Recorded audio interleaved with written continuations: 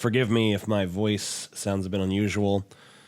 My brother Stevie got a job cleaning up biological waste, basically cleaning up the greasy spots where human bodies once were, cleaning up hoarder houses, things of that nature.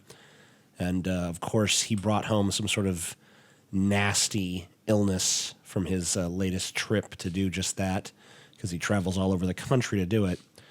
And unfortunately, I have that. So I have corpse grease sickness. That's good. It's a very comforting thing to have. Anyway, I spent much of my night arguing about the concept of offense with a variety of people from both the SJW and anti-SJW camps. I tweeted, I knew SJWs won when anti-SJWs started acting just as butthurt and offended about every little thing, perhaps even more so at this point. Whatever happened to good old-fashioned apathy? Whatever happened to saying, who fucking gives a shit, and moving on with your life? It was really intended as an insult against anti-SJWs, but SJWs, strangely enough, seem to be the ones who are primarily offended by it, which I guess shouldn't be shocking because they're the people who, have made their living being offended by things, even if, that's ironically what they say about me. By the way, I know some people really don't like the term SJW anymore. They think it's outmoded, perhaps even a bit lazy. Well, I don't know what else to call these people that I'm talking about, those who are perpetually fighting for their idea of social justice. I mean, it seems pretty apt to call them SJWs, stands for social justice warrior. That's what they are. That's how they view themselves. I'm a warrior for social justice. Okay, there's nothing inherently pejorative about that. Granted, it's been used as a pejorative for a long time, but seems to me they should just accept the label and be like, you're damn right I am. That's what I'd do. But I'm certainly not going to jump on the bandwagon of calling them NPCs or something. I find that designation ludicrous. Seems to me that the nature of the argument from both sides, both the SJW and anti-SJW side, could essentially be boiled down to, our offense is actually valid.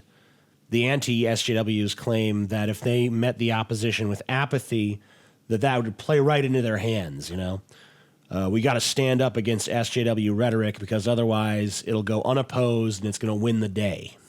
Well, to them I say, it already has won the day. It was always going to win the day, at least for a time. I mean, it may not be around in 20 years, but that'll be because of its own obsolescence, not because of the efforts of your opposition. If anything, a strong opposition only strengthens them and gives them focus. The SJWs say, how dare you adopt such a starkly nihilistic philosophy? It's a sure sign of your privilege that you're able to do so. And I keep trying to figure out what this privilege is that I have. How can I use it? I mean, if I've got privilege, I want to use the fucking shit. It doesn't seem to get SJWs to shut the fuck up. I've tried to use it to that extent. Tried to use it for that purpose, Hey, I'm using my privilege card, shut the fuck up. They keep on talking. So it doesn't seem to be able to do that. I'm still looking for what my privilege card can do. I guess that what it can do is get me out of a speeding ticket, maybe. Doesn't always work for that. I've gotten a few speeding tickets, but maybe I would have gotten more if my skin was a darker shade. I don't know. But it doesn't seem to do much in internet arguments. Anyway, H Bomber guy, who I guess is relevant based on the sheer volume of followers they brought to my doorstep. He had this to say. He was lampooning my tweet. He said, people these days are too emotional, caring about things, being offended by injustice. What happened to good old-fashioned nihilistic death drive? Which, by the way, if you're looking for a band name, Nihilistic Death Drive, that's your fucking band right there. I scream into my reflection in the toilet bowl. That's still part of the tweet. It really upsets me when people care about things. Please account for my feelings in the depths of your entire mind by becoming an emotionless husk. Hail Thanatos. So surprise, surprise, I don't think he understood the intent behind my tweet. And as a consequence of his lack of comprehension, I was fielding questions and responses from idiots for the better part of 3 hours, making about as much progress as you can imagine in the process. I mean, which is to say not at all. So let me make my meaning so plain that anyone can comprehend it. The point is not, meet all propositions with apathy. If that's what you got from the tweet, you're a fucking idiot who doesn't understand the forum of Twitter. Because, obviously, you don't get nuance in a fucking tweet. You just don't. Okay? Unless you do some obnoxious, 50 tweet long thread that no one wants to fucking read because it's Twitter. You're supposed to get what you have to say across quickly. So what I was saying was not, be apathetic about everything. What I was saying is choose your fucking battles. Don't treat every disagreement as though, your life and your worldview and everything that matters to you is hanging in the balance. It's not. No, you don't need to lose your shit. I mean, if you're on the right wing, you don't need to lose your shit over razor blade ads and NFL players kneeling and people saying happy holidays, okay? If you're on the left, you don't need to lose your shit every time a kid wears a MAGA hat, and goes to a fucking rally and a fucking Indian beats a drum. You don't need to lose your shit when a TV show doesn't have a racially diverse enough cast,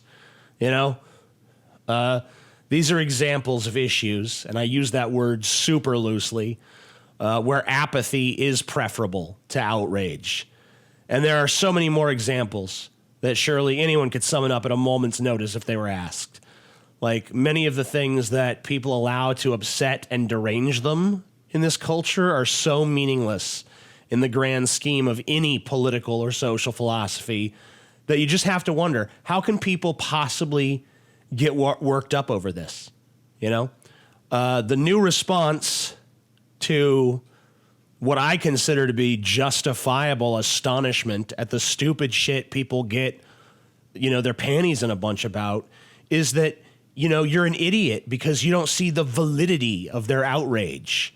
Of course, diversity quotas in entertainment matter. That's representation. It's vital representation. Of course, the Gillette ad matters one way or another. These little skirmishes are so important to the overarching culture war. And what's at stake is nothing less than the soul of Western civilization. These battles are going to define who we are as a people and what we stand for. Let me tell you something. The truth is that when history judges us, it's not going to do so on the basis of how many token POC or LGBT people are plastered onto TV screens. It's not going to look at us through the lens of how woke we were, how woke our stupid fucking commercials were. It's going to judge us based on the fact that we didn't do anything meaningful to avert the catastrophic changes that we're visiting upon our environment. Do you think people living 100 years from now, when the oceans are toxic sludge and the air is unbreathable and there's been mass extinction events, you really think that those people are going to be worried about how fucking woke our commercials were? Yeah, they destroyed our planet, but did you see that Gillette ad? That shit was fucking tight. They really took on toxic masculinity because that was the problem. It's going to judge us on our imperialistic warmongering and our occupations and our nation building. It's going to judge us on our callous exploitation of third world labor and resources. It's going to judge us on how we treated our sick and our poor. And you know what? We're going to be judged harshly. But you know what? Even that's okay. What era of modern people have not looked back on their ancestors with a feeling of superiority? I mean, we certainly look back at our own culture's distant past with feelings of smug self-righteousness. You know, they were slave owners. They were genocidal. They were sexist, and they were racist. And, you know, their social mores that were acceptable to them would be fucking abhorrent to us. We see their failings more clearly than we see our own. And, you know, and I'm sure that they looked back at their own past and had some kind of feeling of superiority, like, oh, man, we're so much more enlightened. The very people that we look back at as like, oh, they were shit. They were violent savages. They probably had some people in their past. They look back 200 years. It's like, oh, they were savages. We're enlightened. We're enlightened. We always think we're enlightened, or that we're getting there. We're going to be the generation that reaches enlightenment. You know, and I'm not saying we can't strive for a better future. Of course we can. You know, whatever our vision of that may be, and no one agrees on the vision. But what matters in that striving for a better future are issues of substance that profoundly affect people's lives, not symbolic bullshit slacktivism that, you know, temporarily affects people's feelings. A culture war is a war without an exit strategy. There's no victory in a culture war. Culture is ever changing. And whatever victory you win today or tomorrow, it could be won by the other side in 30 years. Whatever you think you've written out in stone as the law of the land is actually written in dust. And it's going to float away on the next light breeze of social change. Now, I've been called a hypocrite on these issues. I've been told that I'm offended by offense, that I'm outraged at outrage while I've made my career on outrage.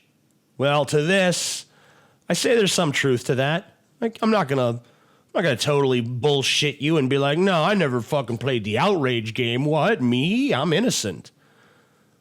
But I do think it's important to distinguish my brand of social justice criticism from that of some of my contemporaries. My main line of attack against social justice types is, was, and always will be the same as my main line of attack against the religious right or other various ideologues. They don't value discussion. They don't value honest engagement with differing points of view. They simply seek to silence all those who speak against them. Because they believe that their positions are so correct that to speak against them is some kind of heresy. And I fundamentally disagree with that notion.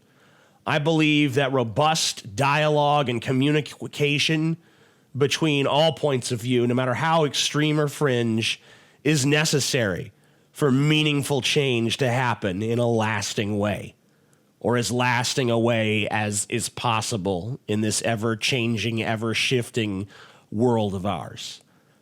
I don't think you can make real progress if you kick everyone you don't like out of whatever little social club you're in, and you just imagine that society can move forward without them, you know, unimpeded by their dissatisfaction. You know, it's for this reason that I champion robust freedom of speech, freedom of thought, and freedom of expression. Because without those things, honest dialogue cannot occur. And in the absence of honest dialogue, change of any nature is stunted. And this is when we as a society become so frustrated that we begin to argue over headwear and body language and TV commercials and all manner of other superficialities because we feel like that's the stuff we can actually control. We feel like the important things are beyond our sphere of influence. So we focus on something small and symbolic, you know, like we got to get the advertisers to drop this show that we don't like. We got to boycott this product that put out this commercial we don't like. You know, that's a bunch of meaningless horse shit. And you're damn right you should be apathetic towards it. You're damn right you should look at it cynically and callously and just be like, you know what? This ain't worth my time. This ain't worth my energy. This ain't worth my effort. This ain't worth my fucking concern. That's what I meant with the tweet. So, proceed from there, I guess.